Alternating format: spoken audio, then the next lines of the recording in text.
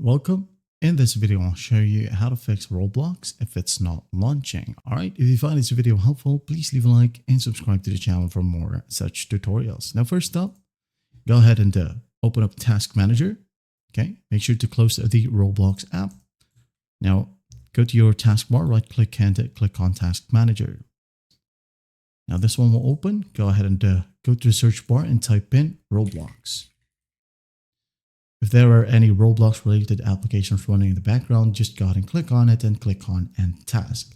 Once done, go ahead over to your search bar and type in %temp%.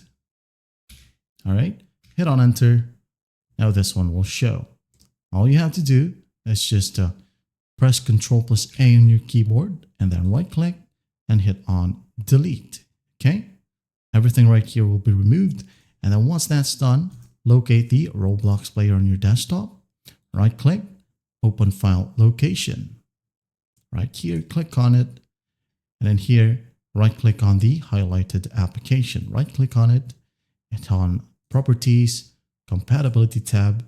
Make sure to tick the box that says run this program as an administrator. Hit on Apply, hit on OK. Open the Roblox player. Launch any game and everything should work perfectly fine now. And that is it. Well, I hope this video helps and I'll see you in the next one.